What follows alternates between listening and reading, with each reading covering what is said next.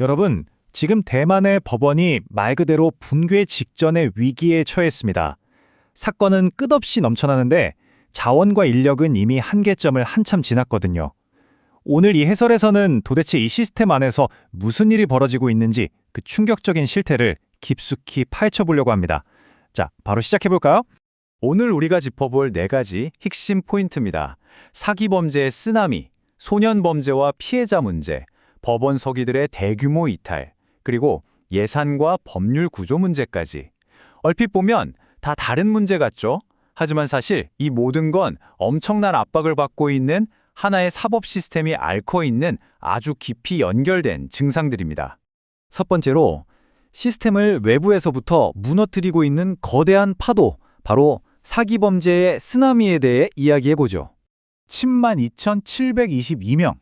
와, 정말 엄청난 숫자 아닌가요? 2025년에 검찰이 기소한 사기 용의자 수로 역대 최고치입니다. 여기서 더 놀라운 건 이 중 거의 4만 명 가까이가 최전선에서 돈만 운반하는 이른바 수거책들이라는 거예요. 도대체 왜 이렇게 많은 사람들이 잡힐 걸 뻔히 알면서도 범죄 조직에 불나방처럼 뛰어드는 걸까요? 그 해답은 바로 병과형 집행이라는 법적 허점에 있습니다. 범죄를 여러 번 저질러서 유죄 판결을 계속 받아도 이걸 다 하나로 묶어서 전체 수감 기간을 대폭 깎아주는 제도거든요. 사기 조직들은 이걸 일종의 치트키처럼 씁니다. 걸려도 처벌이 가볍다면서 사람들을 끌어모으는 완벽한 채용도구로 악용하는 거죠. 범죄자들이 이 맹점을 얼마나 철저하게 조작하고 있는지 이 통계를 보면 뚜렷하게 나타납니다. 사기 사건에서 병과형 집행을 신청하는 건수가 매년 수직 상승하고 있잖아요. 수십 건의 사기를 치고도 결국 원래 받아야 할 형량의 아주 일부분만 살고 나오니까요. 여기서 제일 중요한 핵심은 이겁니다.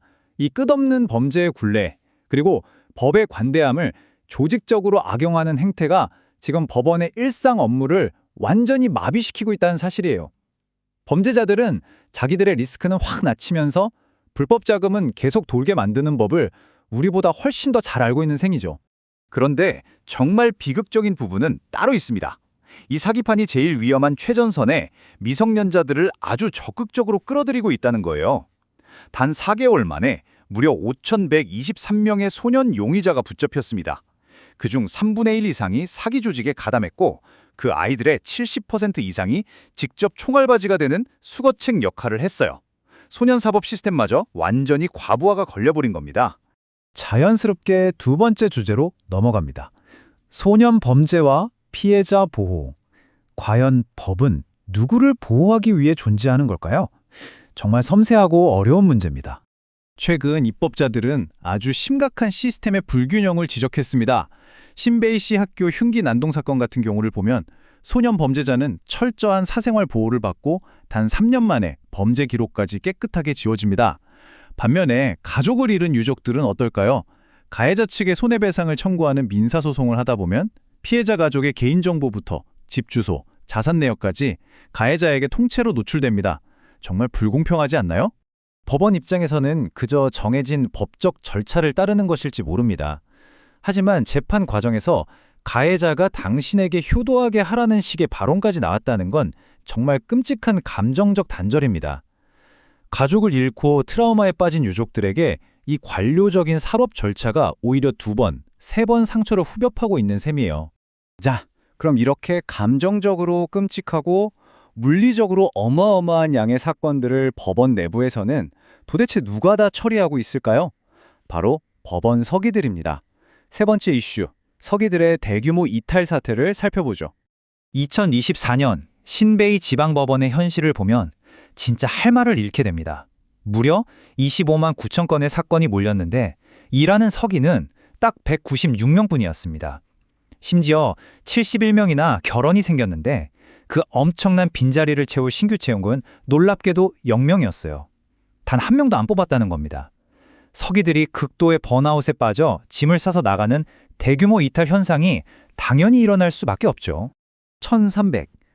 이 숫자가 주는 무게감이 느껴지시나요? 이게 바로 서기 한 명이 평균적으로 혼자 떠안고 관리해야 하는 사건 수입니다. 아무리 유능한 사람이라도 1300건을 동시에 처리한다? 이건 인간이 견딜 수 있는 육체적, 정신적 한계를 완전히 박살내는 말 그대로 붕괴 직전의 임계점입니다. 물론 당국도 가만히 손을 놓고만 있는 건 아닙니다.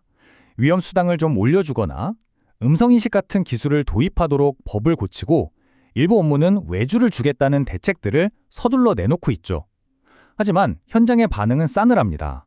한 달에 1,000대만 달러, 우리 돈으로 고작 몇만 원 올려주고 나중에 기술을 도입하겠다는 게 당장 과로로 쓰러져가는 이 사람들에게 진짜 해결책이 될 수 있을까요? 마지막으로 돈 이야기를 해보겠습니다. 2026년 예산과 법률구조재단, 도대체 우리의 세금은 어디로 흘러가고 있는 걸까요?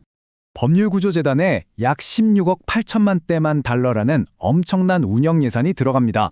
그런데 현재 법률구조 사건의 거의 75%가 재산이나 소득을 따져보는 재산심사 과정도 없이 그냥 진행되고 있다는 사실 알고 계셨나요? 국민 세금으로 운영되는 이 제도가 정말로 도움이 절실한 진짜 경제적 소외계층에게 제대로 쓰이고 있는 게 맞냐는 아주 치열한 논쟁이 벌어지고 있습니다.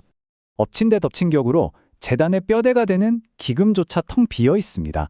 법으로는 원래 100억대 만 달러를 모아두라고 되어 있는데 20년이 지난 지금 실제 잔고는 38억대 만 달러에 불과합니다. 예산을 미리미리 배분해서 안정적으로 시스템을 굴리는 게 아니라 거의 마이너스 통장 한도 끝까지 쓰면서 아슬아슬하게 적자 상태로 버티고 있다는 뜻입니다. 자, 여기까지 오니 상황이 명확해집니다.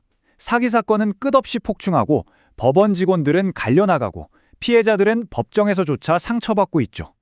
지금 쏟아지는 이 예산과 대책들이 정말로 무너진 사법부의 근본적인 질병을 치료하고 있는 걸까요? 아니면 그냥 꼬마 터진 상처에 임시방편으로 밴드 하나 대충 붙이고 있는 걸까요? 우리를 지켜줘야 할 시스템이 이렇게 완전히 망가졌을 때 결국 그 진짜 대가를 치르는 건 과연 누구인지 질문을 던져보며 오늘 해설은 여기서 마무리하겠습니다.